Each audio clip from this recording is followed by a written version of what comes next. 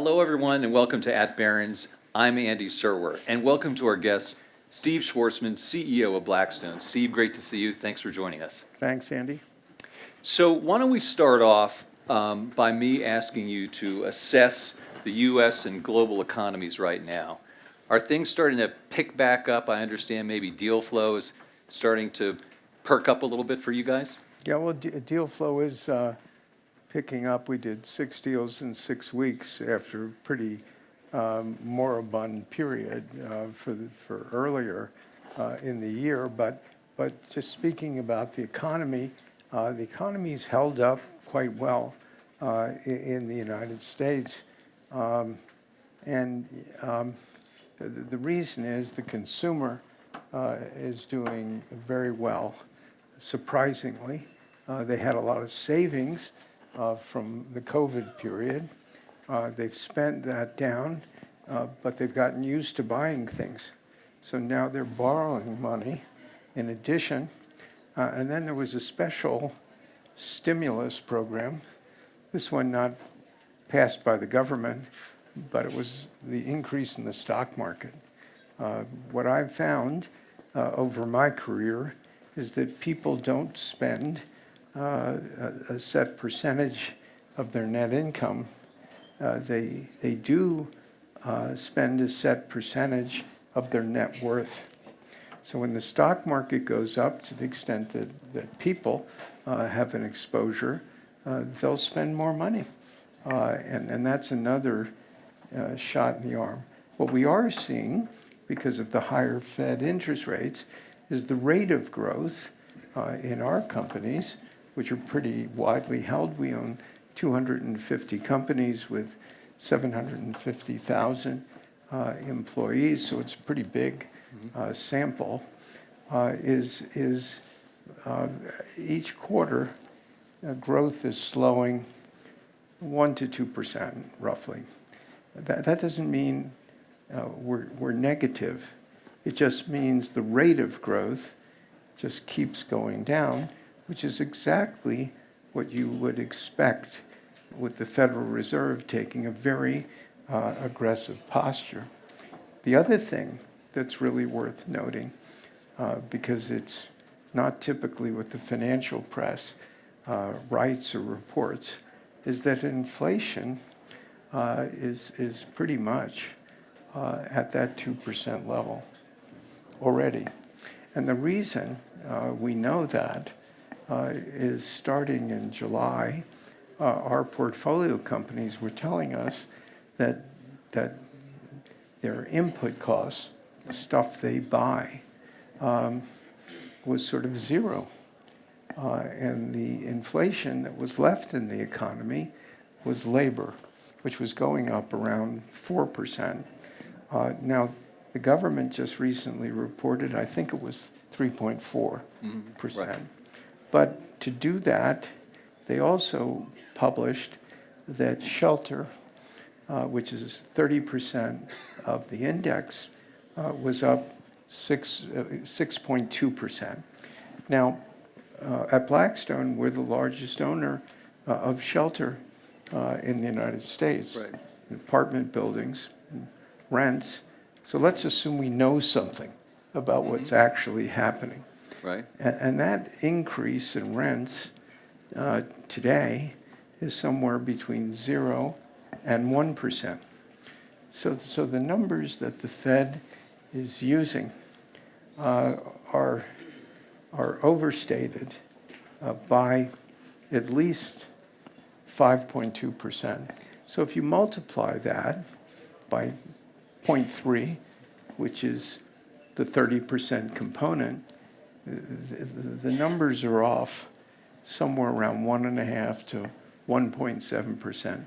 If you deduct that 1.5 Right. from 3.4, you're right around 2 or a little below it. So the Fed has done a pretty remarkable job, actually. But you're saying the Fed doesn't realize that. And what do you think about their rate policy? Well, first of all, do you see higher, longer? Are you looking for rate cuts this year? Do you think there should be rate cuts? Well, if you actually were at 2, you'd be thinking about cutting rates. They're using different numbers, so they'll be slower. I think that, and I don't think this is controversial at all, that of course they're going to be cutting rates this year. The only question is when. Since they're using different numbers, it won't be early. It'll be later. Are those the wrong numbers, you mean? I think they're the wrong numbers, yes. So, sometime in the second half of the year, if I had to guess, though to us, at Blackstone, it doesn't matter.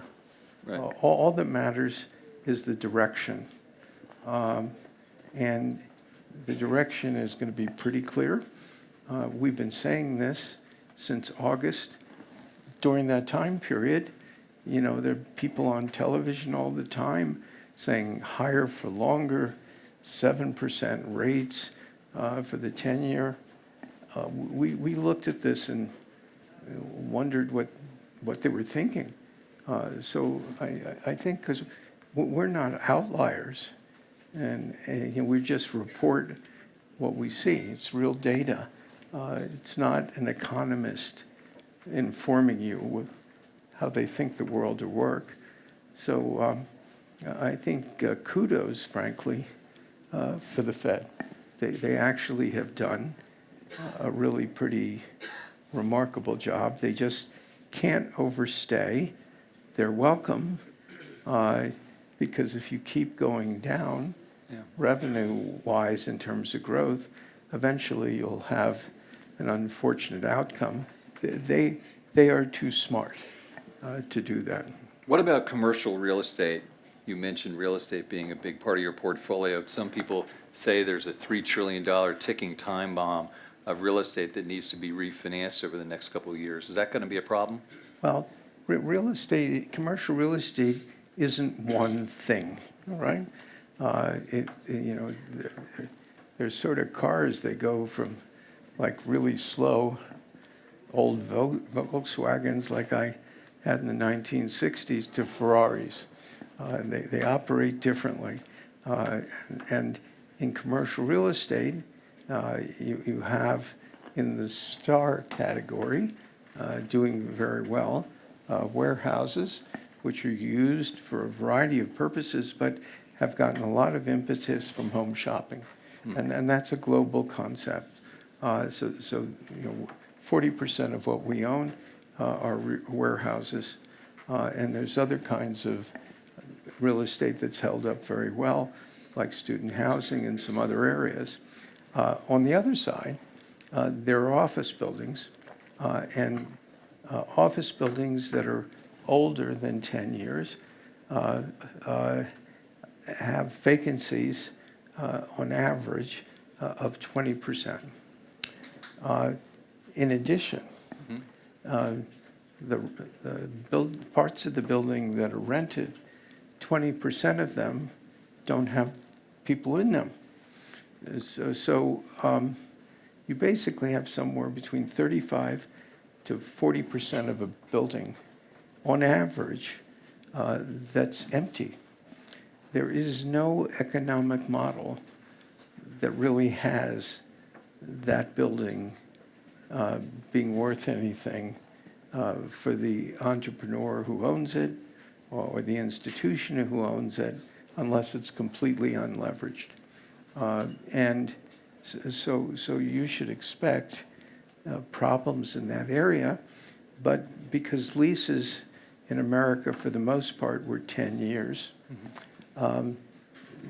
whatever difficulties you're going to have don't happen instantaneously. It sort of leaks into the economy probably over 5 to 7 years, and we think the losses from that are easily handleable on an annual basis by the banking system. I have to ask you about the topic du jour at WEF this year, which is, of course, AI. People may not realize it, but Steve Schwarzman was an OG with artificial intelligence, correct? I mean, you've been involved in it in quite some time, and there was a story about a traffic jam in China where you came to realize how important that was. So talk about Blackstone's endeavors into AI and also your personal ones as well in terms of education. Yeah, I'm a generalist, like probably most of the people here. I really, I have trouble opening cans, let alone using technical devices. I was a psychology major, so Ballet also, you did it as an undergraduate. yeah, as an undergraduate. Yep. So I was on a board at Tsinghua University in China, which is their #1 school. And it was an advisory board with all kinds of amazing people on it, both foreigners and domestic Chinese. Well, one of the tech investors on that board was Jack Ma, who was a co-founder of Alibaba, and at that point, probably the most famous non-governmental Chinese person in the world. It was a rainy day, and we had to go by bus to meet one of the state leaders. A state leader is an acronym in China for one of the people on the standing committee, one of the top 7 people in the country. So rain in Beijing is like rain in New York. It takes double the amount of time to get any place. So I got on the bus, sat in the first seat, so I back of the driver, so I have leg room. Not that I need it, but it's a concept. Paul could use leg room. And Jack, who's shorter than I am, comes on the bus, and he decides he's going to sit in the back of the driver, and I was there. So it took us about an hour and a half to get to this meeting. And he started talking about AI. And I didn't know what in the world he was talking about. And so I asked him, that's what generalists do. What are you talking about? And he was talking about what everybody's now talking about. What year was that, Steve? 2015.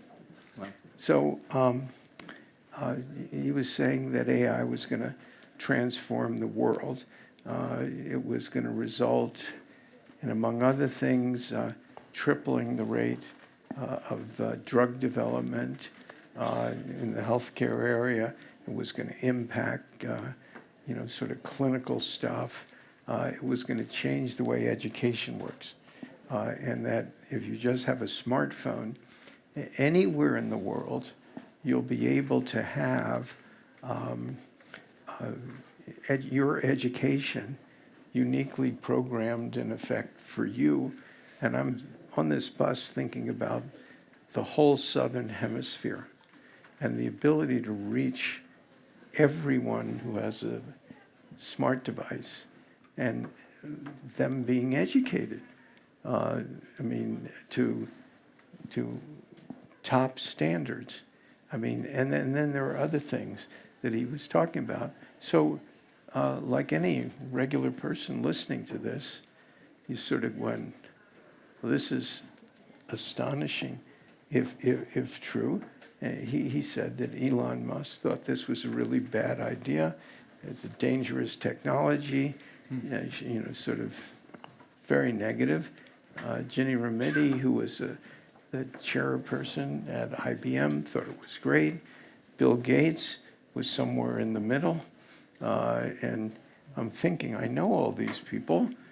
How could they have such different views of the same technology? This is pretty weird. So I have an academic program in China called the Schwarzman Scholars, which is like the Rhodes Scholars. We take remarkable people from all over the world to China for a year, and we pay for it. So it's for free. The program was endorsed by President Obama and President Xi. To make that program be acceptable to the academic community, I went around and visited the heads of all the major universities. So I went to see the president of MIT, And I asked him about AI and what Jack was saying. And he said, Jack's being too conservative. This is the most transformative technology of my lifetime. He was talking about himself. He said this, he said, I know this because we invented AI at MIT.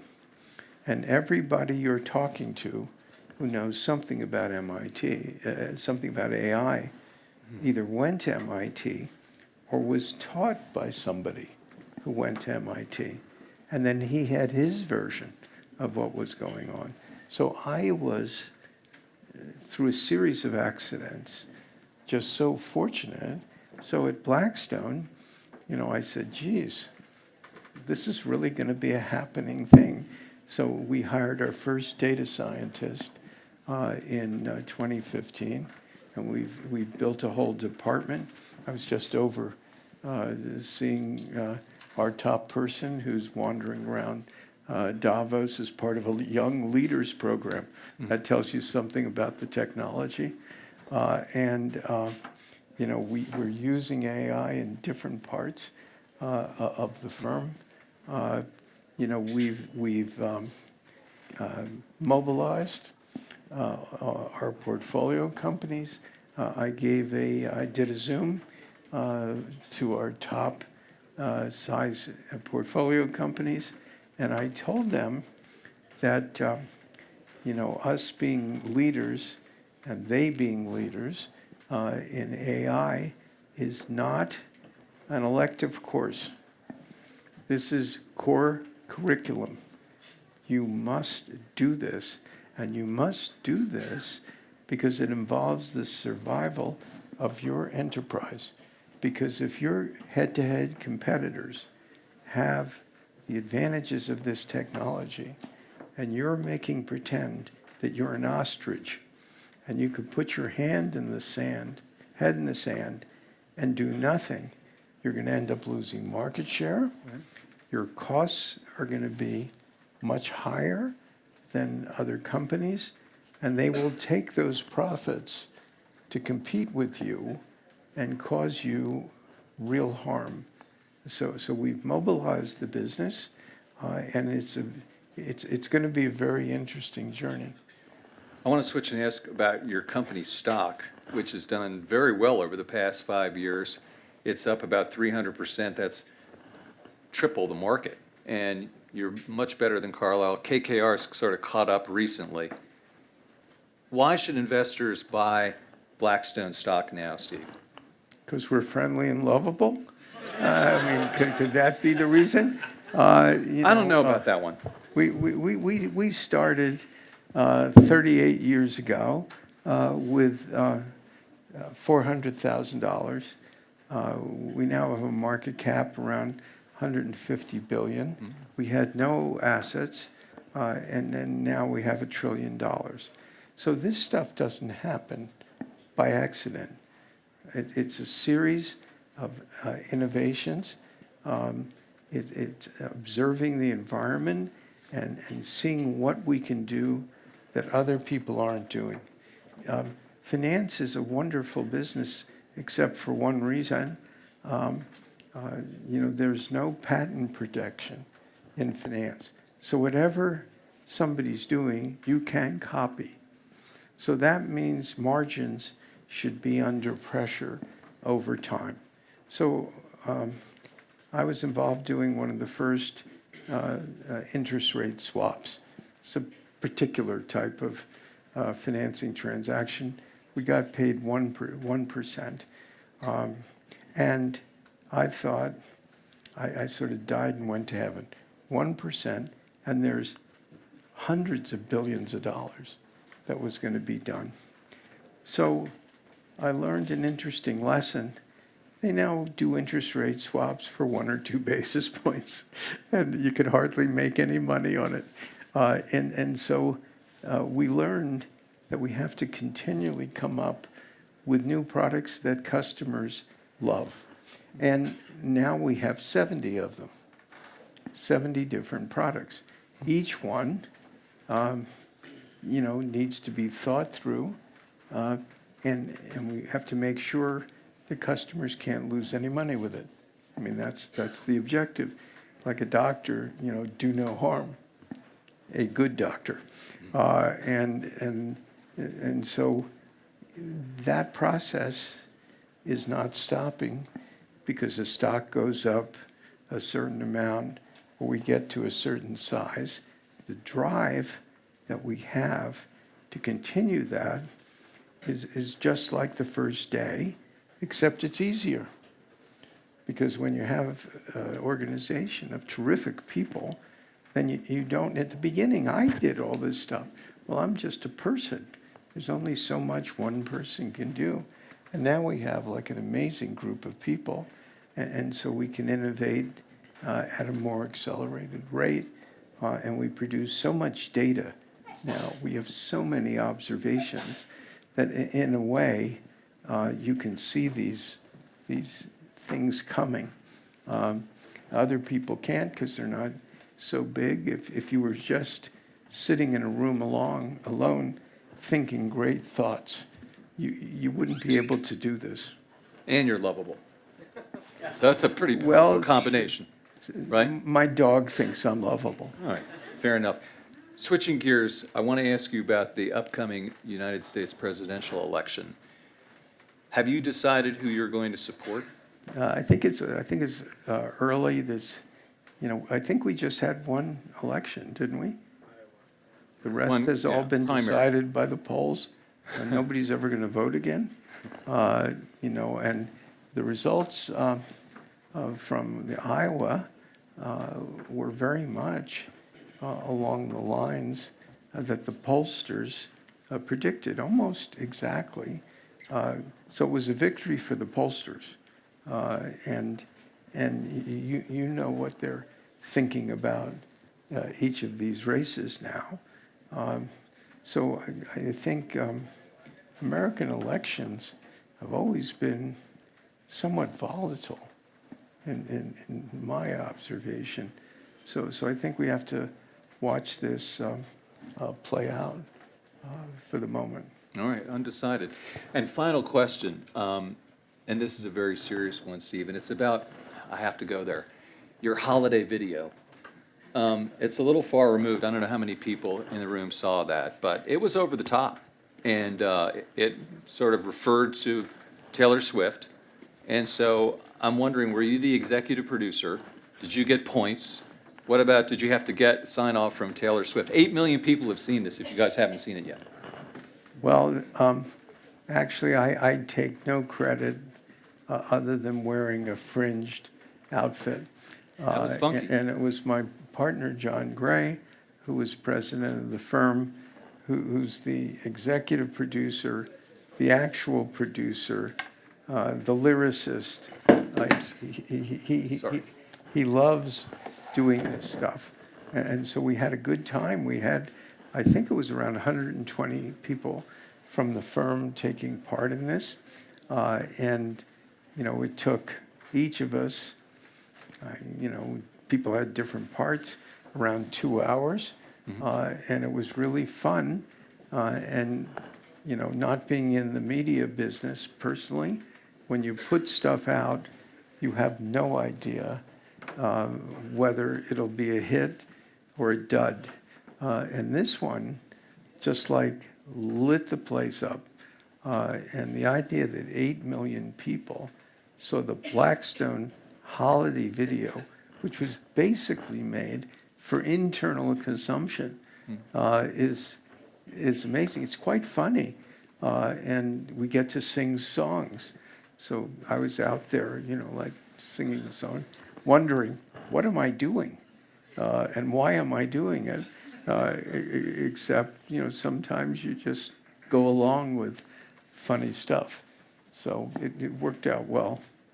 All right, we're going to leave it at that. Please join me in thanking Steve Schwarzman, CEO of Blackstone. Steve, thank you so much for your time. Thanks, Andrew.